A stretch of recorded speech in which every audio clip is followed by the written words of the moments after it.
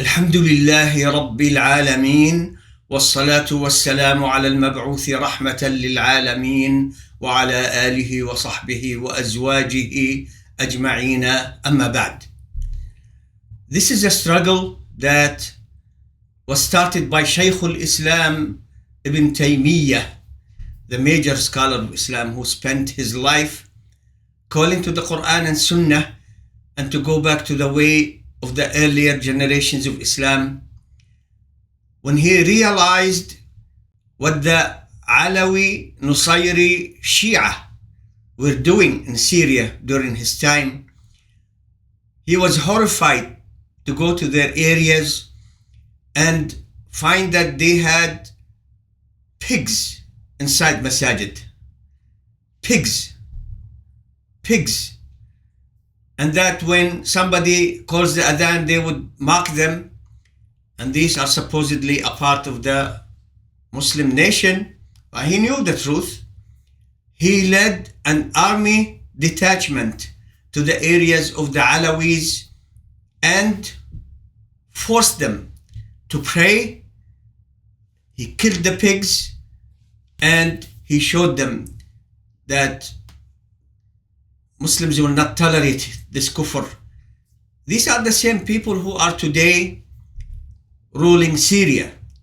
For more than 50 years, the Alawi Shia Nusayris of Syria, despised even by the other Shia, called disbelievers by the Iranian Ja'fari Shia.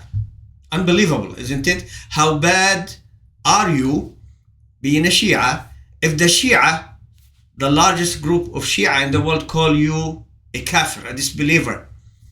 They inflicted so much damage on the Muslims of Syria, on Islam, fighting Islam and Muslims for decades and decades. We the Palestinians, those among us who suffered under the Jews, because I haven't, we know the story of continued oppression by a group that doesn't belong. The invaders, the Jews, the Alawis, they're invaders. They don't belong there. And the killing that they did, so many Muslims were either unaware or not interested to even learn about what these people did to the Muslims of Syria. Do you know that since the so-called Arab Spring started, in Syria alone about 600,000 Muslims were killed? In Palestine, Gaza, 45,000, 600,000 in Syria. We have to mention our brothers and sisters in Syria. Syria, Lebanon, Jordan, and Palestine comprise Al-Ard Al-Muqaddasa, the Holy Land, not only Palestine. Horrible things they did to the Muslims there. If they could kill 600,000, cause the expulsion of 8 million Muslims in Syria, 4 of them outside the country, 4 million inside, and they invited those criminal Ja'fari Iranian Shia who called the Alawis kuffar to come do to Syria what the Jews did to us in Palestine. They come to an area, violence, killing, the people leave, they took over their farms and homes. They wanted to occupy and settle Syria. And what can we say? I'm not talking today about the Arab Spring, because it wasn't a spring at all. I'm talking about what's happening today in Syria. As hopefully you know, that finally those groups in Syria that they kept doing and fighting with each other, or competition at a minimum, decided to work together. And the leadership, according to them, decided to get away from Al-Qaeda and ISIS, these murderous groups who brought disasters everywhere they went, including in Syria, attacking the Sunnis whenever there is a struggle with the Alawis, so that the Alawis win. They decided to get away from that. I hope they do. For Allah's sake, get away from those groups. They are a disaster. Everywhere they went, it's loss, death, destruction, and the Christians come and occupy everywhere they went. So the news is they decided to get rid of this ideology. Please stick to that. Cleanse your armies or your soldiers or your whatever it is you want to call those armed people you have from those ISIS and Qaeda. Kick them out and kick out their creed and ideology that brought disasters from the day they started this group. So they're saying that they come together and they attacked the second from Idlib. They attacked the second or the first, according to some other reports, the largest city with regards to population in Syria, Halab. Not Aleppo, it's Halab. Then they took over Hama, many other areas, including the army bases in Hama, because those Alawis, they thought they're staying. They invited the Russians, the Iranians, and Hizb al-Mut'ah, Hizb al-Shaytan, Hizbullah, to come, and they killed so many Muslims. Hezbollah that didn't send one soldier to help their allies, the leadership of Hamas, not all Hamas, the leadership didn't send one soldier into Palestine to help relieve what's happening to Gaza. They did send like 20 to 30,000 soldiers to kill Muslims in Syria. Those commoners, so-called Sunnis, you looked away for so long. Did you know all these decades what the Alawis and their allies did to the Muslims in Syria? Haram. All the death, destruction, jail, torture. So finally they say, let's work together. They go from Idlib to Halab, from Halab to Hama, at a time when it is suitable for them to do that. The war in Ukraine, which is something I called for, and people were criticizing me, why do you want the West to give more weapons to Ukraine? To drain the energy of Russia so that they don't attack us? Think about it. The proof is now. The Russians are thinking of leaving Syria and closing the bases they have there because they need the weapons to go kill Ukrainians. See? It's a war of attrition. At the same time, the West is draining money and weapons. So the northwest, where Russia exists, close to them were these people in Idlib. From Idlib, they went to Halab, then to Hama. They came together. They said, we're not following the way of Al-Qaeda. They're even assuring people who are not Muslims, like the Shia, the Druze, and the Ismailis, that they're not gonna, take revenge on them, and that they're safe, and they are going towards Damascus. The Alawis are feeling that. We had Russia. Russia is busy in Ukraine. They're gonna leave us to our fate. Hezbollah, the Jews exterminated the leadership of Hezbollah and killed so many of their fighters. And Hezbollah surrendered. So, like I said, they didn't send one soldier to Palestine, tens of thousands of soldiers to kill Muslims in Syria. Now they say, now we're going to be supporting them. You didn't have the same strength you had a few years ago.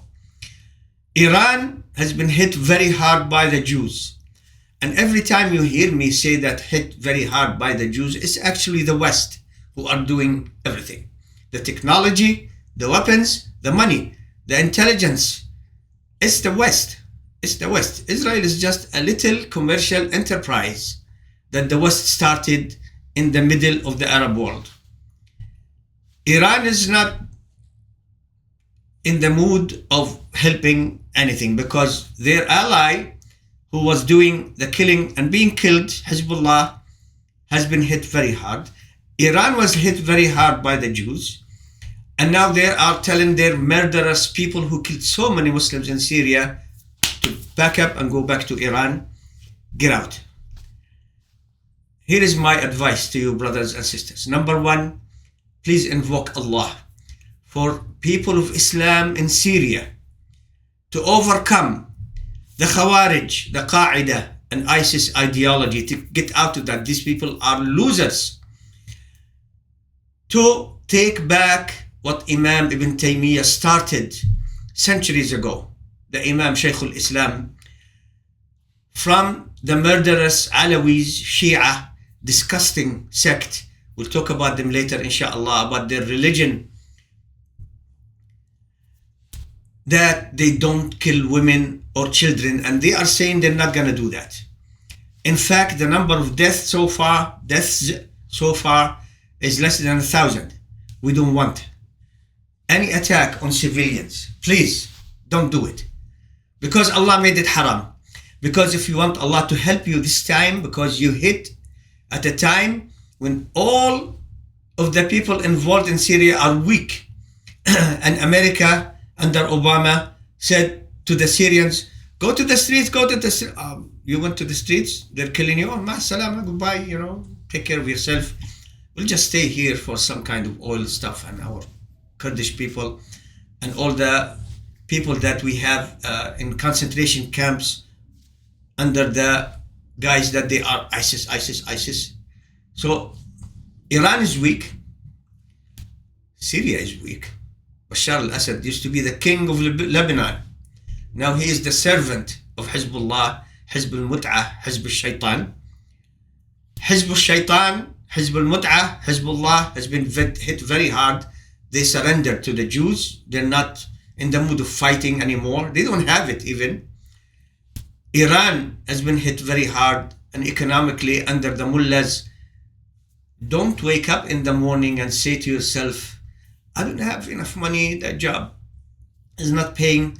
Let me go to an area where the mullahs are running the economy, because it's only one direction. Russia, they have to take the weapons to kill more of their own fellow Slav Christians. So it is an opportunity that represented itself to these people, and the way they did it, very fast, very quickly, and they said they're not going to target civilians. This is, for me, assuring me, Asham is the blessed land. The Palestinians, always, we had the support from Syria, and of course from Egypt. The Syria is a part of us. During the time of the Crusaders, Nuruddin Mahmud, who Imam Ibn Taimiyyah used to call, that the scholar used to call him Nuruddin al-Shahid, the martyr, he fought. He fought the Crusaders until he was martyred, bi'idhnillah. He's the one who sent Salahuddin al-Ayyubi, not Saladin, it's not a type of salad, to Egypt. And then he came back and defeated the Crusaders. So Syria,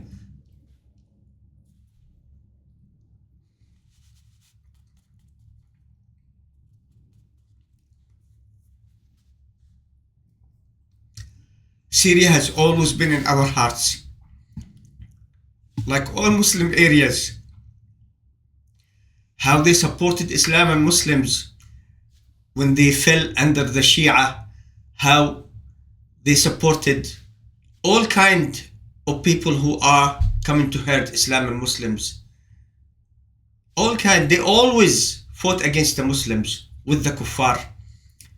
So it is an opportunity now. I really advise the leadership, if they hear about me, I don't know, please kick out anyone remaining with you from Al-Qaeda and from ISIS. These people are losers, killers of Muslims. You don't need them, you need Allah. And to assure Allah's aid, make your target to establish an Islamic society and government in Egypt. Not nationalistic. You don't need to say that. Nationalistic, to appease whoever. Just Islamic society. This is a Muslim country. No one in the world has any business telling them what kind of religion they can follow and practice. Don't kill women and children, for Allah's sake. Don't kill women and children. Don't kill women and children and civilians. The Alawis, tell them, either you stay here, the civilians among you are not going to punish you. You can stay here, or you can go to another country, help them. And stay away from killing, violence that's indiscriminate. And let's take back Dimashq. This is something that Ibn Taimiyyah started centuries ago. Let's finish the job with the least violence, with people who are Muslim, Sunni. They're not Khawarij. They're not nationalistic. We need them back. Palestine, look at our situation. We need Syria back. And the Jews now feel the danger. So they're putting armies in what? Al-Jawlan.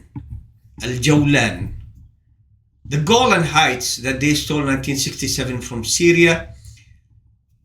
It happens that the leader of this current movement now, his name is Al-Jawlani, from Al-Jawlan. So the Jews are saying, this is different. This is not our cousins, the Shia, who've been talking skirmishes here and there because, we're fighting for dominance here and there. They never fought us, really. These people, they take over Syria. You have 10, 15 million Muslims now, and maybe the 8 million who left, they'll come back, hopefully. So, inshallah, things are better. We always give support to our Muslim brothers and sisters. Defending their life and honor is their right, especially in Syria. And I hope the people there will do it very quickly, with the least blood possible, away from the ideology of the ISIS and Al-Qaeda. Let me end with this. Those who are telling me, asking me, what should we do? Brothers and sisters, Syria has between 18 to 20 million Muslims. When I say Muslims, I mean not Shia, not Druze, not Ismailis, not Alawis, not whatever, Muslims. They don't really need the manpower. And it looks that they don't really need the manpower. Look what they did in a few days. May Allah give them support and keep them on the straight path, because this is the only way they can gain victory from Allah subhanahu wa ta'ala. Brothers, stay where you are. You don't need to go there. You have no idea who's fighting where. And since it has to be that some of those elements who killed Muslims from the Qaeda and other people and ISIS, they still may be among those soldiers. You have no idea where you're going to go. If you're going to end up with people who are going to go back to killing Muslims, you don't want to be that. The Syrians, inshallah, don't need us. They need our dua, invocation. Stay where you are. And hope, inshallah ta'ala, this will finish quickly. Think as I thought years ago, that I might go to Halab, buy a little piece of land and live there, because this is our land, Sham, and all Muslims are encouraged to go there and do that, to help the economy, inshallah, when they win, to help them with money, to help them with support and your voice here and promoting Islam. Ya Muslims, they don't need you. Stay here. If you have a family, for Allah's sake, don't leave your family in the pretext, I'm gonna go help some other family, because your family comes first. You have parents, you're taking care of them, don't leave them. This is not what Rasulullah ﷺ allowed during his time, and they need us in many capacities. Support, dua, defending them, reminding them to follow the path of Islam, the good way of the Sunnah. And we ask Allah subhanahu wa ta'ala to help them, give them victory over Al-Assad. Like his father, like his son, they killed so many Muslims. Hamah,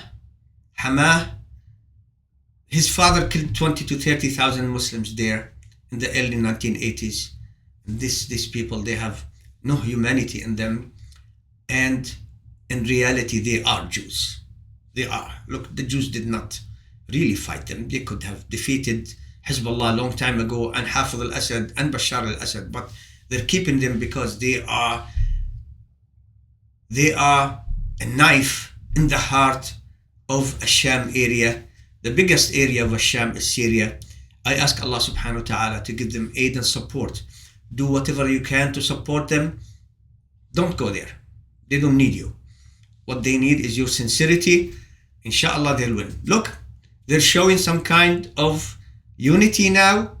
They're saying we're keeping away from those ideologies that brought us disasters before. And they did progress very quickly, mashallah. They took weapons, and as for the Arab and Muslim countries,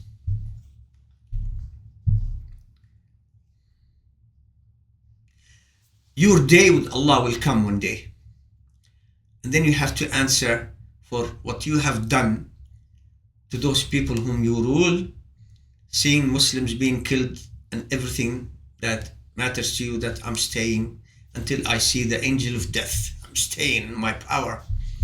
Help your Muslim brothers and sisters there. And what can I say? So brothers and sisters, you're asking me, no, don't go there. You don't know where you're going, how to get there. They don't need you. Syria has so much talented people. The Syrians who are in Europe and America now, you should work hard. Go back to your homes. Try to help whatever you know how and however you can. And you should go back home once, inshallah, they win. But for us, we can hope only that they win. We have to make da'wah here. And this is a jihad. Helping them, supporting them is also a type of jihad. And our staying here means that they have people they can count on in other areas in case they need help. And Allah subhanahu wa ta'ala said in the kuffar, said about the kuffar, fighting the kuffar, said in the Quran that the Muslims should not all of them fight at the same time. Because obviously, if they win, then they'll finish all the Muslims very quickly. Syria, with so many bad news we've been getting, it's a good way to wake up in the morning.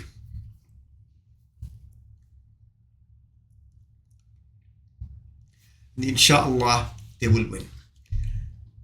La ilaha illallah Muhammadur Rasulullah.